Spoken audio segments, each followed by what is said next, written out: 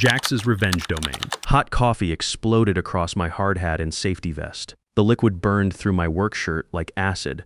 I heard my own breath catch before the pain hit. The break room went dead quiet. Coffee mugs froze halfway to lips. Conversations stopped mid-sentence. Everyone stared at me standing there, steam rising from my clothes, brown stains spreading across my chest. My plant manager, Zane Caldwell, still held the empty mug like a smoking gun. His girlfriend, Tiffany Nash, our so-called safety inspector, looked bored. Then I saw Diana Westbrook in the doorway. Our union rep had just witnessed everything. My name is Garrett Morrison, and I'm 49 years old.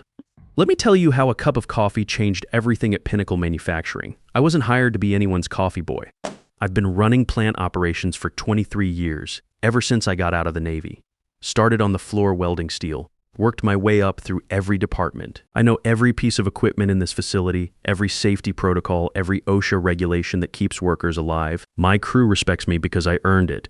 One shift at a time, one crisis at a time, one life saved at a time. But when Zane brought his girlfriend to work, everything went sideways. Tiffany Nash was supposed to be our safety inspector. Keyword, supposed. What she actually did was follow Zane around like a puppy while I became her personal errand runner. Suddenly I was fetching lunch, adjusting the air conditioning, running across town for specific coffee orders. Real work piled up while I played servant to someone who didn't even belong here. The hydraulic press needed daily safety checks.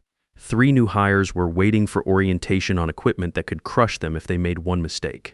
Quality control reports sat unsigned on my desk while I drove downtown buying specialty drinks. Equipment alarms went off and nobody responded because I was out shopping for protein bars. The guys on my shift watched it happen. Wade Palmer, who'd worked the night crew for 15 years, shook his head when he saw me carrying shopping bags. Joey Martinez, one of my best welders, asked if I was okay when I missed his safety briefing for the 3rd time that week. Cliff Anderson, our crane operator, looked embarrassed for me when Tiffany sent me out for bottled water during an equipment emergency. Some looked sympathetic.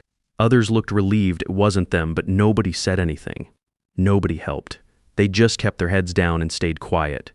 In a plant where speaking up about safety could save lives, everyone went mute when it came to protecting their supervisor from humiliation. I should have pushed back sooner. Should have filed a grievance with Diana. Should have told Zane that safety inspectors don't need personal assistance. But I needed this job. My kids were grown now, Sarah at college and Jake starting his electrician apprenticeship. But I still had bills, a mortgage, child support payments. Zane was my boss. He controlled my schedule, my assignments, my future here. So I did what he wanted and hoped it would end. Each errand felt like losing a piece of myself, but what choice did I have? He was management with connections to the corporate office. I was just a supervisor trying to keep my job and my dignity intact. That morning started like all the others. Zane strutted into the plant with Tiffany on his arm like he owned the place.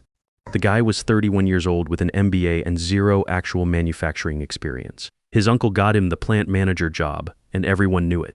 She'll be observing safety compliance today, he announced to the shift workers gathering for morning briefing. Translation: I was about to become her personal assistant again. The real safety briefing would have to wait while I catered to someone who couldn't tell a hydraulic press from a coffee machine.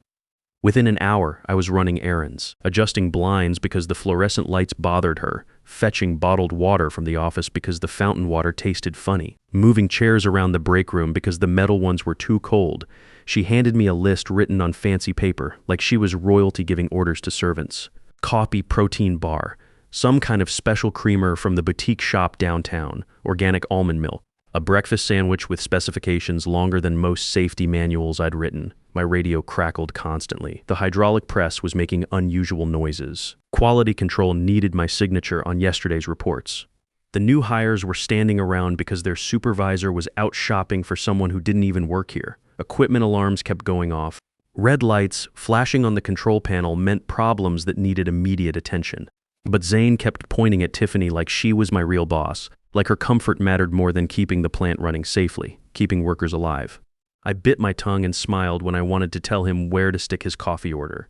Each time felt like swallowing broken glass. Every errand was another step down from supervisor to servant, from respected veteran to personal assistant for someone who had no business being in our plant. Copy, she said, tapping her manicured nails on my desk, not asking, demanding, like I was her personal barista instead of a plant supervisor with 23 years of experience keeping people alive. Oat milk, vanilla syrup, no foam, exactly a 140 degrees, cinnamon on top. From that place downtown, not the vending machine garbage. She rattled off specifications like she was ordering a custom car.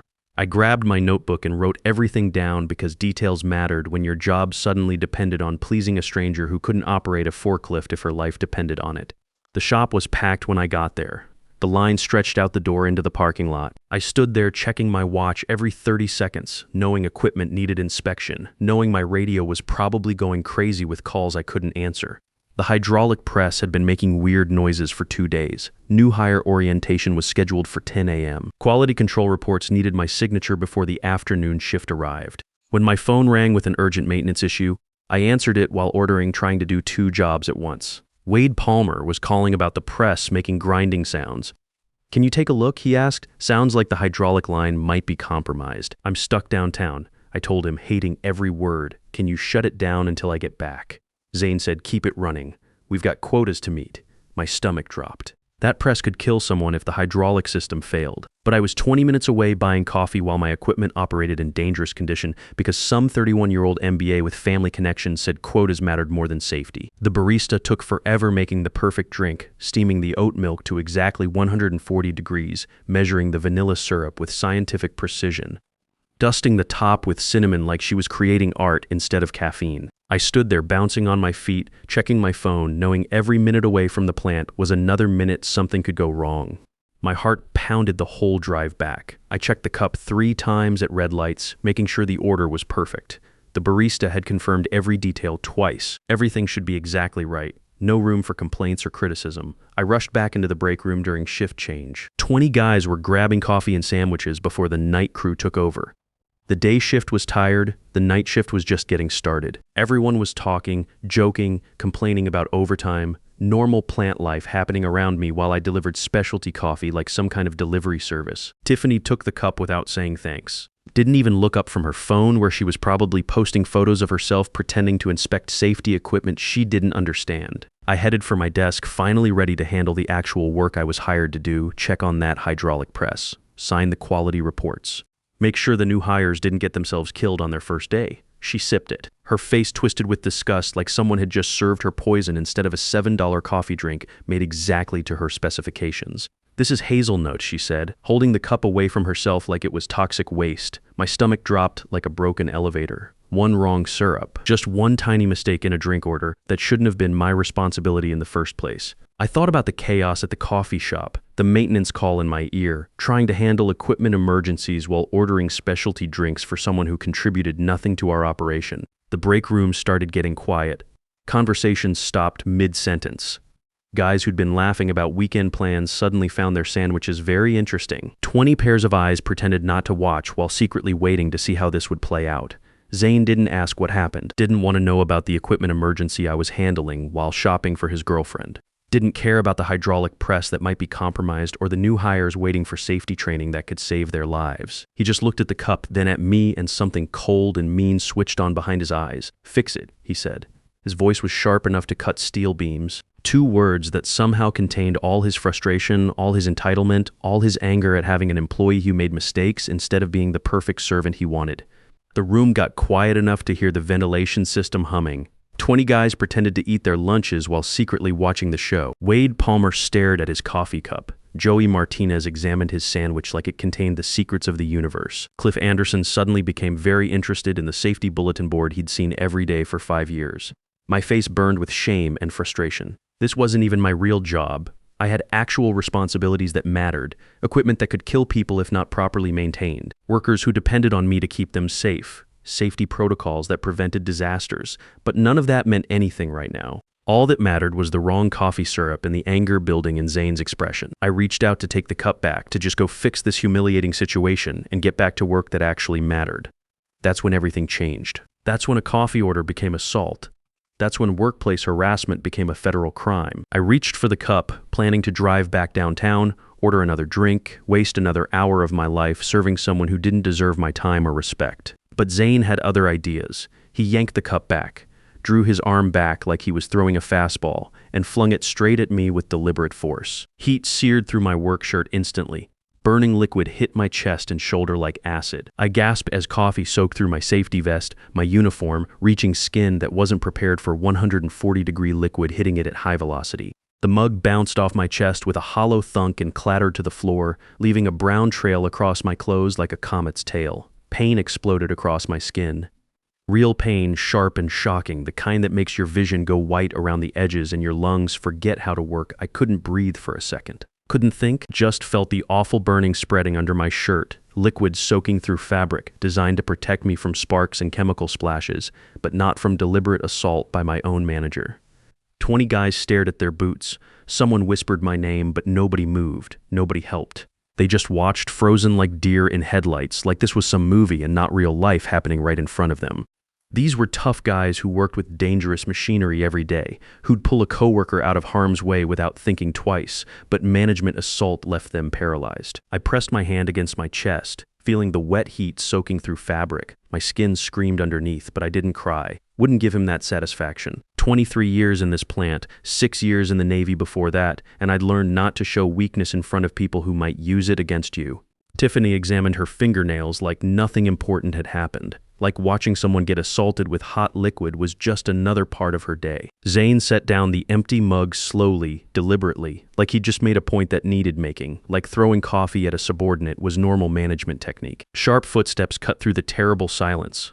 Diana Westbrook, our union rep, moved across the room with deadly purpose. She wasn't rushing, but everyone knew to get out of her way. Diana had been fighting for workers' rights for 20 years. She'd seen every trick management used to intimidate employees, every excuse they made for inexcusable behavior. First aid kit, now she said to the room. Her voice carried absolute authority. Someone ran for the supply cabinet without question. She guided me to the sink with a firm hand on my shoulder, her movements efficient and calm. Cool water ran over my burned skin. She handed me clean towels, checking the damage with the clinical eye of someone who dealt with workplace injuries before. Her face stayed professional, but her eyes looked furious. 20 years of union work had shown her every way management could abuse power, but this was assault. Criminal behavior, a line crossed that couldn't be uncrossed. Then she turned to face Zane. The temperature in the room dropped 10 degrees. Every conversation stopped. Even the ventilation system seemed to quiet down. You're suspended pending investigation. Badge.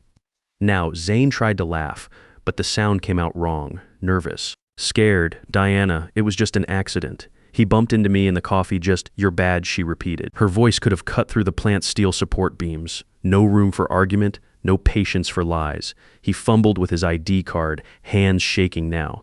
The confident, cruel boss from 5 minutes ago had vanished completely. Now he just looked small and pathetic, a spoiled kid who'd finally pushed too far and got caught by someone with real authority. Diana took the badge and slipped it into her pocket like evidence. Security will escort you out. Don't touch anything on your desk. Don't talk to anyone. Don't even look sideways at another employee. Tiffany started to protest. You can't just, you're not an employee here, Diana cut her off. You're a contractor whose services are no longer needed. Leave. Now, at urgent care, the nurse photographed my injuries with a tablet. She zoomed in on the red, angry burns spreading across my chest and shoulder. Second-degree burns, she called them. Serious enough to require prescription medication and follow-up treatment. Each photo felt important, like evidence that couldn't be denied or explained away later. This wasn't an accident, she said quietly while typing her notes. The burn pattern shows liquid thrown with force, not spilled. You'll need these photos for your incident report. She printed everything. Photos showing the extent of damage, treatment plan with specific medications. Doctor's note documenting assault injuries. You did nothing wrong, she added, looking me straight in the eye like she'd seen this kind of thing before. This was assault, and you deserve justice. Assault. That word hit me harder than the coffee had. This wasn't just workplace drama or a boss having a bad day. This was criminal behavior that belonged in police reports and courtrooms. Someone had deliberately hurt me because they could, because they thought their position protected them from consequences. I sat in that sterile clinic room staring at the photos on her tablet screen. My own skin damaged and angry red, proof of what Zane had done. Before leaving, I emailed everything to myself, then forwarded copies to my personal cloud storage and backup email accounts. Evidence lives longer than memory. Evidence doesn't get confused or change its story or develop convenient amnesia when lawyers get involved. The union scheduled an emergency hearing for the next morning. Diana's office felt different than usual, more serious, more official. She had a legal pad covered in notes, a tape recorder on the desk. Forms that looked important and intimidating. "Tell me everything," she said. "Start from when this pattern of abuse began. Every detail matters." I listed every witness to the coffee incident. Wade Palmer, Joey Martinez, Cliff Anderson, 17 other guys who'd watched their supervisor get assaulted and were probably scared about what it meant for them. I described the exact time on the break room clock, the way Zane had drawn back his arm, the deliberate force of the throw. Deanna took notes without looking up, her pen scratching across paper like she was documenting evidence for a federal case. When I mentioned the 20 witnesses from shift change, she nodded like that detail mattered most. "Good, industrial cameras cover that area too. Multiple angles, clear audio, nothing's getting swept under the rug this time." That evening, Diana called from her personal phone. "No small talk, no cushioning the blow. You're on paid leave starting immediately," she said, sounding like a military commander giving mission briefings. "Focus on medical treatment and document everything. Take pictures as your injuries heal. Save every receipt. Keep a pain journal." Her directness reminded me of Navy briefings. Clear instructions for mission success. "The union will support you fully if you want to pursue legal action. I can recommend attorneys who handle workplace assault cases, good ones who win, workplace assault." Hearing those words made everything real in a way it hadn't been before. This wasn't just an employment dispute or personality conflict. This was criminal behavior that deserved criminal consequences. "What about retaliation?" I asked. "What if they try to fire me or make my life hell?" "Let them try," Diana said, and I could hear the steel in her voice. "We've got 20 witnesses, security footage, medical documentation, and now they're on notice that the union is watching. Any retaliation will just add to the case against them." After hanging up, I sat in my kitchen staring at the prescription ointment, thinking about how fast everything had changed. This morning, I was a respected supervisor with 23 years of experience. Tonight, I was an assault victim with legal options and a union rep ready to go to war for me. The threats started the next day. "Unknown number, you're making a big mistake." "Another unknown number, drop this, and we can work something out." Then a voicemail from Zane's actual phone, his voice trying to sound casual but coming out desperate. "Accidents happen, Garrett. Don't ruin your career over coffee. Think about your kids' futures." My hands shook reading each message, but I didn't delete them. I saved everything. Screenshots, with timestamps, voice recordings, detailed notes about when each threat arrived. Fear crawled up my spine like cold fingers, but underneath it, anger planted roots and started growing. He was still trying to control the narrative, still believing he could intimidate me into silence, still acting like he had power over me. But the power had shifted, and he hadn't figured it out yet. Building security confirmed what I hoped. Cameras covered the break room from 3 angles. Clear footage, perfect audio. My buddy Wade in maintenance sent a careful text. "Video is locked for legal review.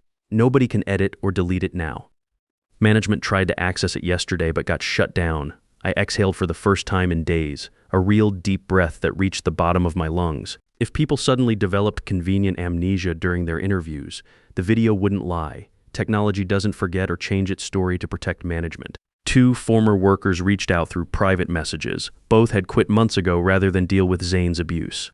The first sent documentation of him screaming at a crane operator until the guy nearly broke down crying. Safety violations ignored because they slowed production. Equipment maintenance deferred to meet quarterly numbers. The second had photos of damaged machinery Zane refused to repair because downtime would hurt his performance metrics. "I didn't report it," she wrote.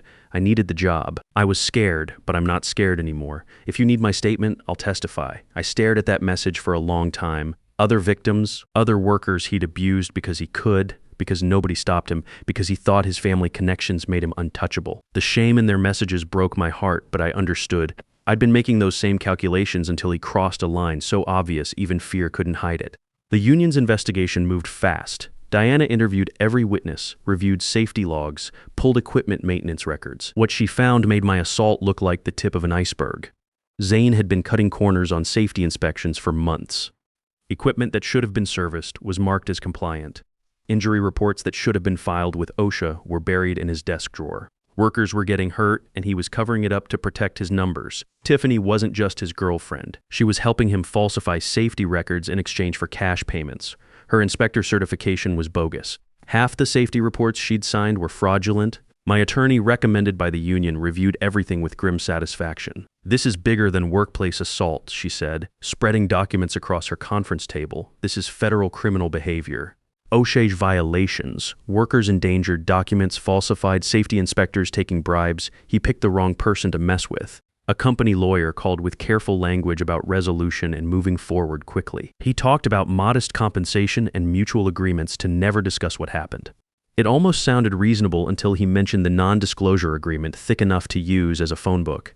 "Have you seen the security footage?" I asked. Long pause, uncomfortable silence that told me everything I needed to know. "We'll be in touch," he said and hung up. I immediately called my attorney. "They're scared," she said. "That means we have serious leverage. Don't sign anything they send. This case is going federal. The legal process took months. Depositions where I told my story under oath, hearings where witnesses confirmed what they'd seen, federal investigators asking detailed questions about safety violations and cover-ups. Each step felt like tightening a vice around criminal behavior.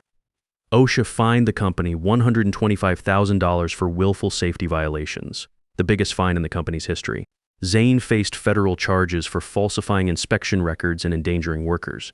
Tiffany lost her inspector certification and got charged with taking bribes. The plant had to shut down for a week while federal inspectors reviewed every piece of equipment Zane had signed off on. 3 machines were found to have safety systems that had been disabled to increase production speed. The hydraulic press that had been making noises had a cracked line that could have killed someone. When settlement talks started again, their offer had grown by 500%, but more importantly, they agreed to real changes. New safety protocols written by the union. Independent inspection procedures that couldn't be corrupted. Zero tolerance policy for workplace violence that actually meant zero tolerance. I didn't just get compensated, I got promoted. The union negotiated a new position, Safety Compliance Director for all company facilities. My job was to prevent what happened to me from happening to anyone else. 6 months later, Zane pleaded guilty to federal charges. His sentence included 18 months in prison, financial restitution to injured workers, and permanent ban from working in manufacturing safety. His family connections couldn't save him from federal prosecutors who don't care about local politics.